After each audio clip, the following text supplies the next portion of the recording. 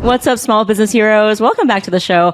I am so excited for today's guest because so often I get asked, Gloria, I want to write a book. I have all this writing, all this story inside of me, and I want to bring it to the world. So today we have Camille Adams. She is a book coach. She's a launch strategist, and we're going to talk all about how to bring your writings to life so that you can share your story to more people. Welcome to the show. Hi, Gloria. I'm so excited to be here. So can you tell me what exactly you do? Because book launch strategist, what does that mean? What does that mean? So I started off as a book coach. I help people write nonfiction books specifically.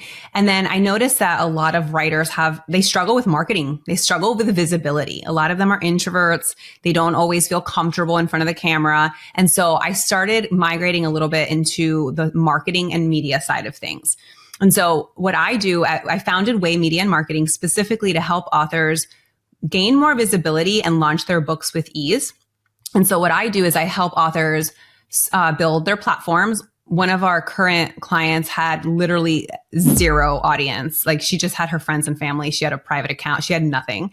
And so we help them build their platform. We help them create their author brand so that they're not just writing a book, but they're actually building a brand, which is way more powerful than a book alone. And then we help them launch it. So we sit down with authors and we put together a launch plan because there are a lot of different moving parts to this. And having a successful launch is critical to really book sales and to just the overall impact that you're going to have. Yeah, because what is the impact if no one hears about it, right? And I think that's why I wanted to have you on the show is because we do something very similar. We're very aligned in our ethos is that we believe we all have stories to share and it's our duty to share that story. And if we don't, we can't impact people. So let's get to the basics for people who are not in the book world. You know, with the age of Amazon and the traditional publishers, can you just break down like book launching and book publishing 101 so that people understand all the different routes that they can take? Absolutely. So after you have written your book, which is a very challenging feat, that is only really 5% of the process. Then you have to really identify, how am I going to publish this? Is that scary when I say that? Because I saw your eyes. 5% of the process is just the writing of the book.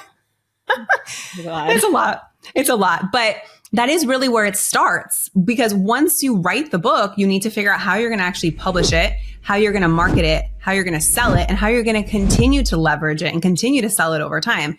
A lot of I would say one of the biggest mistakes I see authors make is launching their book once and never launching it again. This is something just like a course or a program, you're going to want to continue to launch.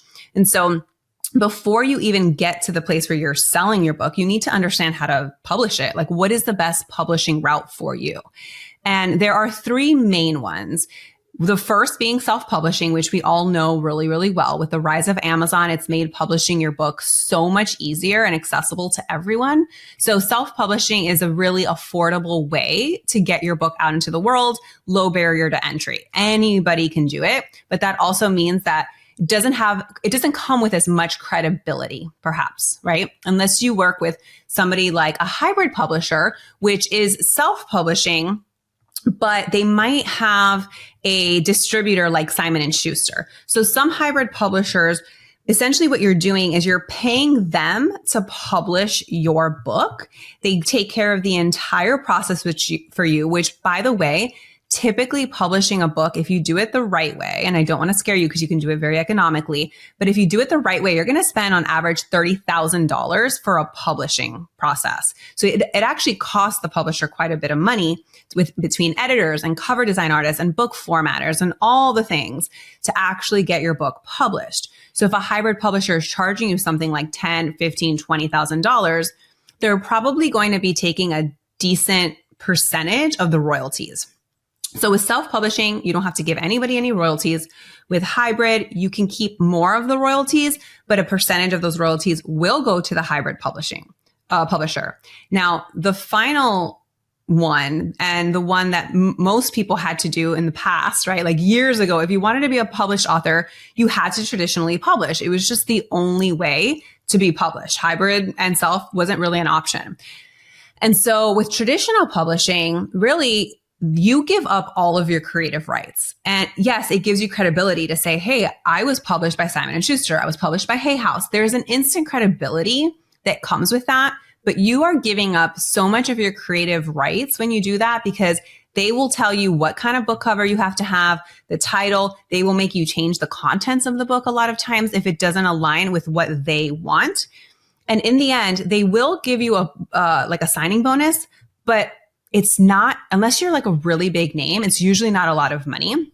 It might be a couple thousand, 10,000. It's not a lot and not enough to say, hey, I made X amount off of the book signing and I don't have to worry about royalties anymore. And so essentially what you're doing is you're giving up the creative rights and all of the royalties. You get very, very, very small amount of money back from any sale of your book. Now, that might be less of an issue for someone like Jenna Kutcher because, you know, she's really selling books to sell offers, and that's great. And I think most of your audience is probably doing the same thing.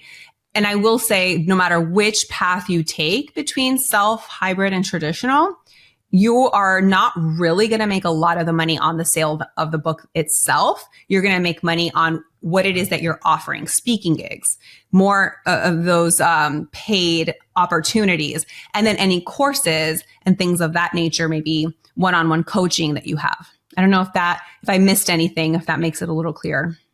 Yeah, I mean, it's good to know there's a lot of different avenues, but one thing I want to touch on is a lot of people think, well, I don't want to really do the work, so I'm just going to go that traditional route.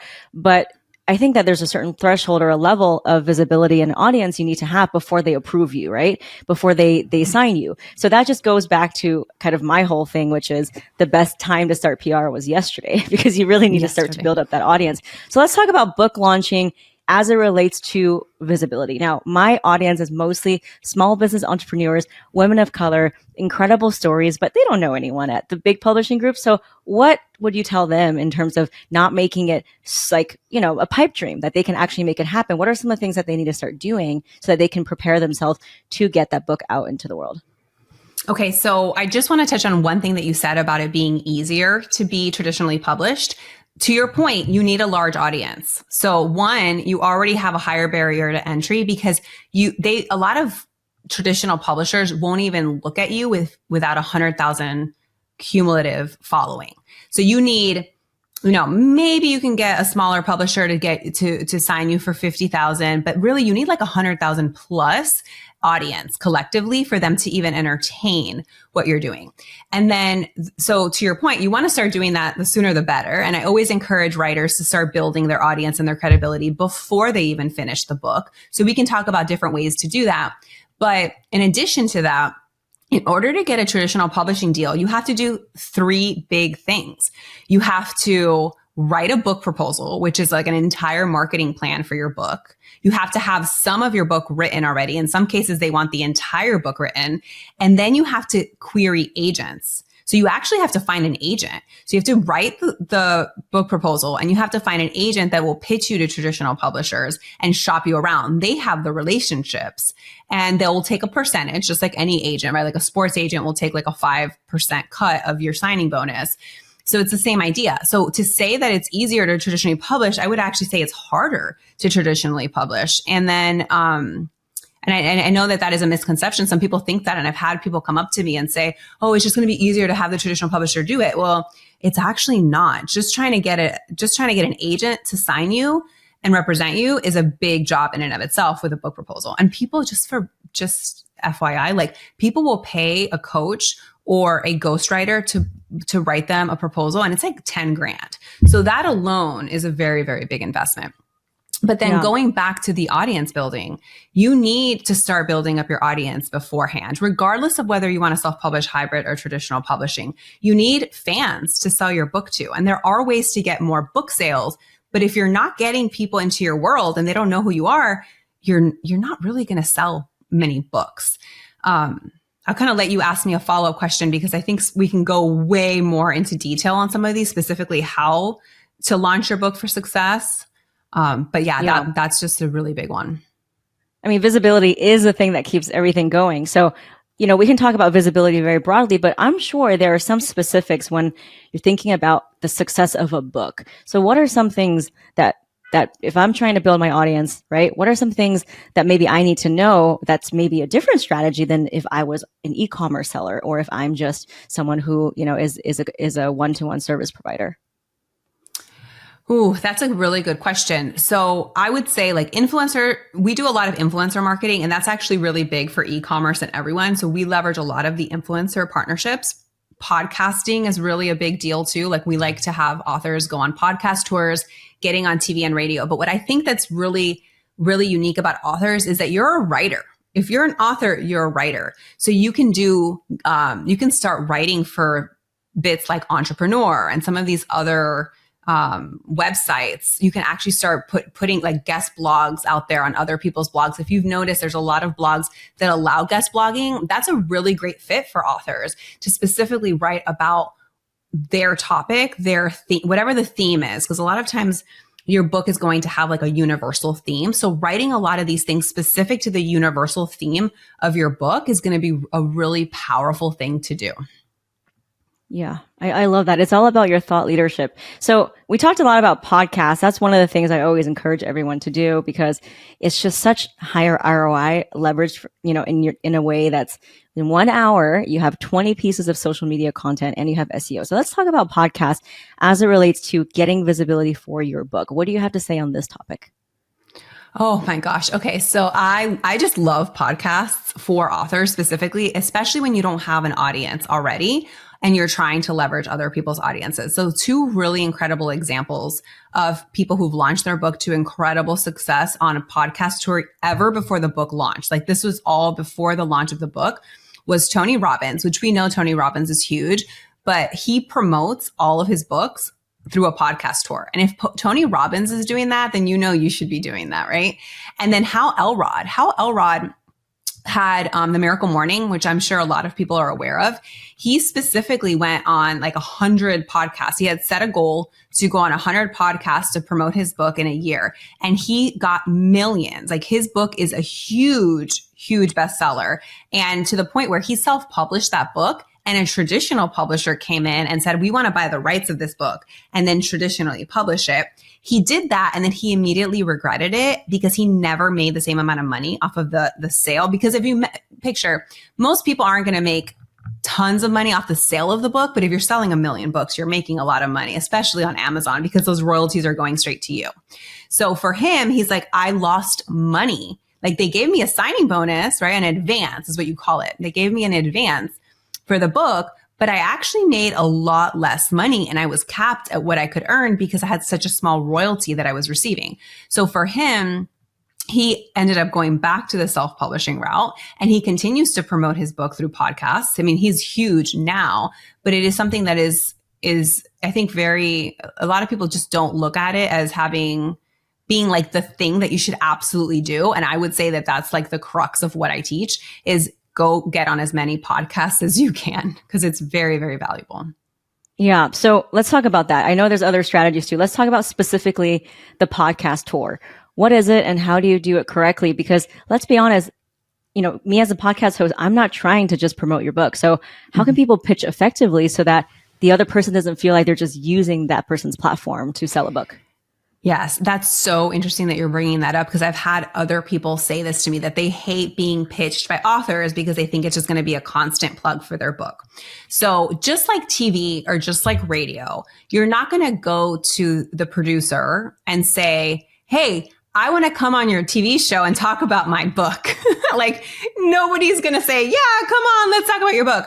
What you're going to do is you're going to pitch the specific lesson. Like what are the 3 things, right, that people can learn about this experience? Like, for example, I'll give you Marsha as an example because her book is the one that we're helping launch now and it's coming out in February.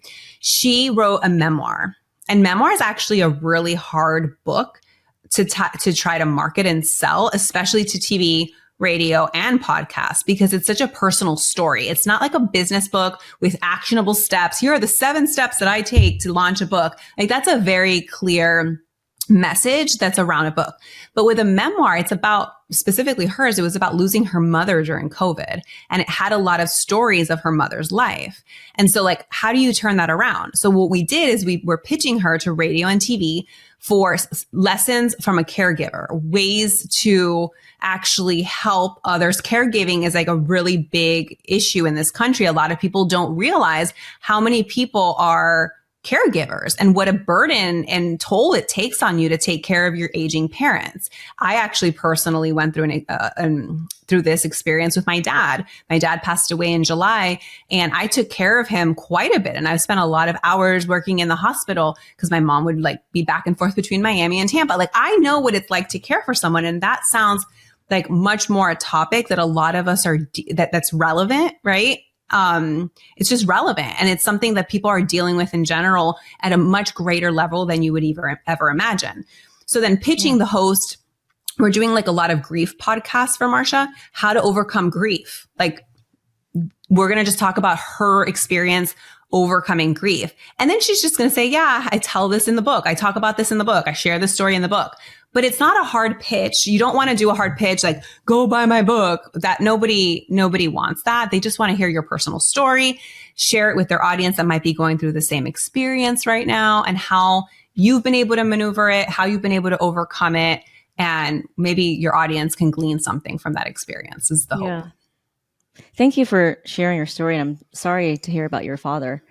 Oh, thank you. So yeah, of course. I love what you said about relevance. That is one of the keys to my pitching method, the CPR pitching method: credibility, point of view, and relevance. And I heard on a podcast, somebody said, it's not about you telling your story. It's about you telling it in a way that people see themselves in your story. So it's about, not about you, but what are the bigger themes that you can tie it to? So I love what you said, that it's not so much about one person's experience losing a parent to COVID, but it's about what it's like to be a caretaker, or what is it like to have grief of any kind, because grief is a shared experience. And so it's almost like, would you say it's almost like widening that circle of conversation so that you can bring more people in? Do you have any other kind of pitching do's and don'ts to get an author who maybe is listening and they're on a draft of their book, for them to start thinking about how they can make their book relevant to a primetime TV show? Mm-hmm. Yeah. So really, one of the things that I encourage all authors to do from the very beginning is look at their messaging. What is the angle? What are the main themes in your book? You're not going to want to pitch about your very, very specific story and what exactly you went through, but more, how can you be an expert? Maybe you're not an expert because like Marsha's not a psychologist. She can't come in and talk about therapy and grief, but how can you be an expert through your lived experience? And we are all experts in things that we've personally experienced. And so I would say that that's like the biggest takeaway is figure out your messaging early on in the process, even as you're writing the book. It's never too early. And then you also have to think about how doing that in the beginning will help shape the book. Because like even now, I'm actually in the middle of writing a memoir myself, and I'm spending so much time looking at what are the themes, what are the universal themes, what are the beats that I have to hit, because the book is not about me. It's about how, like you're saying, and I love that you said that, what is it that the reader can glean from this story? How can they empathize, and how can they see themselves through my experience? But if I just sit here and start telling you this happened and then this happened and then this happened and then this happened, nobody's going to care. And I say that to a lot of authors, and it sounds harsh, but it's like, you have to really write the book for the reader. You're not just writing the book for yourself, because unfortunately, nobody cares to read your story. And it's the same thing pitching yourself to TV and radio. They don't care about your story. They care about how it relates to them. Yeah. Yeah. And even if the book is about you, that's not how you pitch it to get more people interested, right? So, as you're saying this, I'm thinking about, okay, maybe a person who is writing a book should immediately think about the 5 larger topics that they can talk about. So like you said, the beats. So things like healthcare. If we're talking about caregiving, we can talk about like the lack of support, right? Both economically, politically, and socially, maybe the kind of the governance around that and the policies. So think about what maybe 3 to 5 different bigger topics that your story can relate to, whether it's relationships or generational stuff or communication. So that's really good. Do you have any other tips about pitching a book, and any do's and don'ts when it comes to pitching? Anything from timing, follow-ups, attachments. I love to get to the specifics of what's really worked for your clients. Mm-hmm. So with Marsha, what we did is we put together a media kit for her that has everything really easy and accessible for the podcast host. We also have email swipes that they can use when like when actually sending their emails to promote the podcast. We give them the opportunity to be, an influencer and somebody that wants to share the book specifically, but it's not required. Like you're not going to say, hey, I want to make sure that you pitch my book to your audience. You can ask them, but really typically when you're reaching out to an influencer or a podcaster, you're going to do one ask. And the one ask specifically for podcasters is to just get airtime, right, to their audience. So you're going to be very careful with how much you plug the book. There are horror stories of people who literally would just keep coming back to the book, keep coming back to the book, keep coming back to the book, and they won't give any actionable advice. Like if you keep asking me this question about specifics and I just said, go read the book, that would be a huge no. Like you definitely don't want to do that. You do want to be open with your content. And when you share openly, people are still going to want to go read the book. They're not just going to want to, you're not really giving everything away just by sharing some important action steps that they can take that are really helpful. If anything, they're going to see how helpful you are and they're going to want to run and go buy the book and learn more from you. So that's big. And then as far as timing goes, we start pitching them super early. Believe it or not, we start researching podcasters like six months out from the actual launch date. And then we start pitching them usually like 3 to 4 months out, because we do a very long pre-launch runway. We do it's 90 days. So about 3 months of pre-selling, and pre-selling is so critical to the success of your book. A lot of people will literally like, oh, it's my launch day, go buy my book. That is not going to get you the success that you deserve and that you're capable of. And so if you start pre-selling your book 3 months out, it's going to actually guarantee, you can almost guarantee bestseller status if you do it the right way. And when I say bestseller, I really mean Amazon, but even potentially some of these other bestseller lists. There's always the chance that you can. So 3 months out is really important. Start getting on those podcasts, the sooner the better. Like Tony Robbins, right? Hal Elrod, they did it a year out. So it's never too early as long as you're confident that that book is going to be published. I don't want you going out there and sharing about a book that you haven't finished and then you just never finish it, because that won't look good for you and that'll affect your credibility. So make sure that if this book is in the works and you know it's going to get published and you already have an idea for the launch date, then you can start pitching as soon as possible. I mean, a year out is it's not too soon, but then we also want to continue doing podcast tours way beyond the launch of the book. So for Marsha, we're going to continue to push podcasts throughout the end of 2024. And the more you do it, the more success you'll have. Yeah, I love that. It's a compounding thing. And I think unlike social media or pay to play ads, it really compounds, right? You have to start early. Let's talk about some of the other strategies to get a self-published book sold. Can we talk about whether it's social media or relationships or collaborations, in real life events, book signings? What other strategies have been proven to work other than podcasting? Mm-hmm. So it really depends. And this is where the strategy is going to be really unique to the author based on what they like to do, what they feel comfortable doing, but also just like the kind of audience that they have. What I've seen work really well is actually doing some virtual book launch parties. And this is not for everybody, but for example, so you want to be a millionaire, Rachel, why can't I think of her name all of a sudden? Rachel Rogers. I have it over here. So Rachel Rogers, she launched her book during COVID. And so what she did, and actually you'll love this because she works with marginalized communities and, just minorities in general. So what she did is she wanted to encourage sales in the bookstores.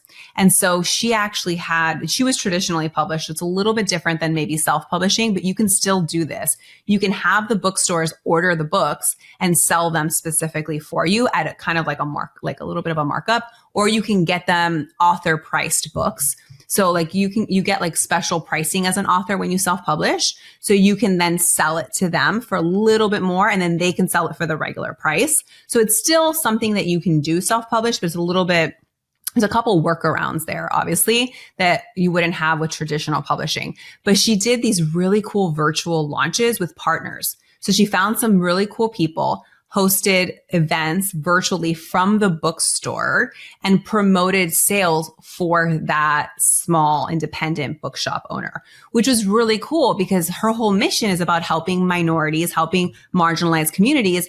And all of a sudden you were getting hundreds of book sales per store, probably thousands in some cases, because she has a very large following. For these little bookstores that would have never gotten that kind of exposure. And then it also increased the exposure for them. So it was like a really cool, mutually beneficial thing, probably more for the bookstore than for her, but it allowed her to do something really unique and different. So that's something that I've seen work, but it has to be for the right person. And then I'm trying to think of something else that would be really, really cool to do.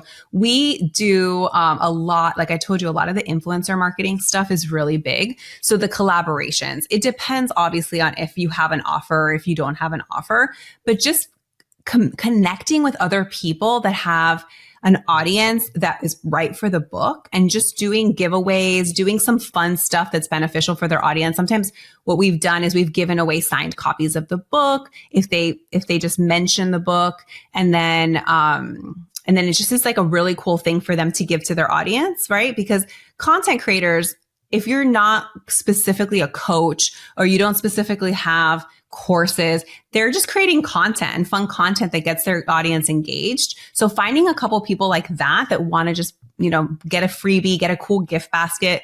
We put together a $600 Williams Sonoma gift basket for Marsha that was like incredible. People were dying over this thing.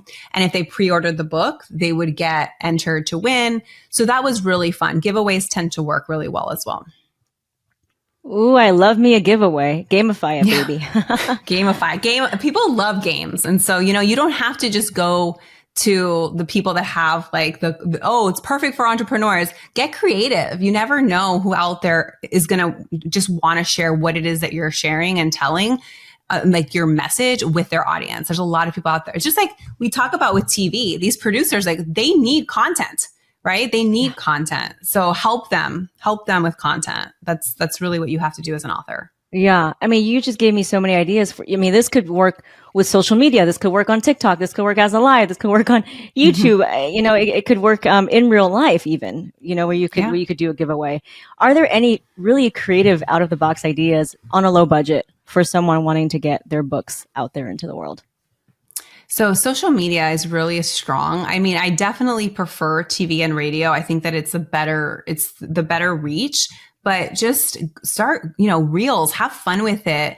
You don't have to run ads. I know that you're big on not spending money. You really don't have to. If you don't have a big budget, just grow your social media following. And there's a lot of good ways that you can do that just by partnering with other people. The reels are going viral. There's so many people out there that are teaching different, tactics. I haven't gotten big into the reels. I'm really trying to, but I've seen them go viral. So there's just so many different ways that you can grow your audience and really from nothing. When like Marsha she literally had like 700 people and she's getting so many book sales. So there's just a lot that you can do out there. Podcasting. So as far as like free, podcasting is really honestly the biggest bang for your buck for something that's low budget. Yeah. Is there something that people should stay away from so that they don't get scammed or that they don't, waste valuable time, money, resources? Ooh. So there are some book promotion sites that you have to be careful with. Most of them are pretty good, but you don't really have to spend money on them. Like we've done some review sites, which are pretty helpful, but you just never know if they're going to work. So getting advanced readers, getting people to actually leave reviews for you is really, really helpful for credibility and to bolster the book sales. So make sure that you're getting some advanced readers. Make sure that you have people that are joining your launch team and actually wanting to help you promote the book. These can be people that these can be people like a lot of these influencers will be part of your launch team as well. But there are some sites out there that you can use that are pay to play, but there's a lot of free stuff out there too. So you don't have to spend a ton of money on those.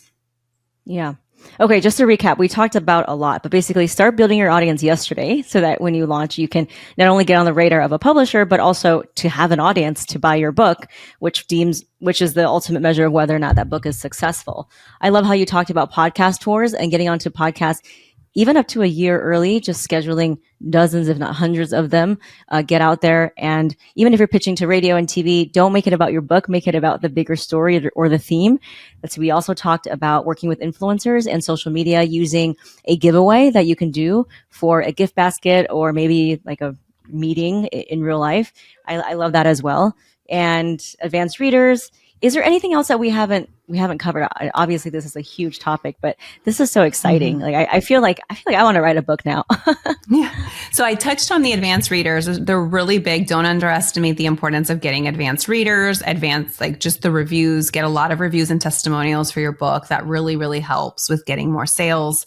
The launch team is really big. And that's why the influencers will come into play as part of your launch team. But your launch team could be people that you know. You don't have to have people promoting your book that are famous or that have huge followings. If I read a book and I like it and I tell 5 people about it, then those 5 people might tell another 5 people. So don't underestimate the importance of reaching out to people that you know and having them just share the book too. It could really make a big impact. But we really covered the majority of what goes into the launch. We do a lot of the influencer marketing. We do a lot of podcast pitching. We manage the ARC team, the launch team, and then TV and radio and guest blogging are always really, really important to do if you're willing to put yourself out there like that. And you don't need to have a big following to get on TV and radio, right? I know that for my audience, people who are getting featured in Vogue and, CNBC, these are just everyday people with incredible stories, of course. Exactly. Marsha doesn't have a huge following. So, and she's going to do 5 TV hits, actually 6, 8 radio. And then there's going to be syndicated articles across 300 plus outlets. So, and she really is a nobody. Like she raised 5 children. She's focused on raising 15 grandbabies.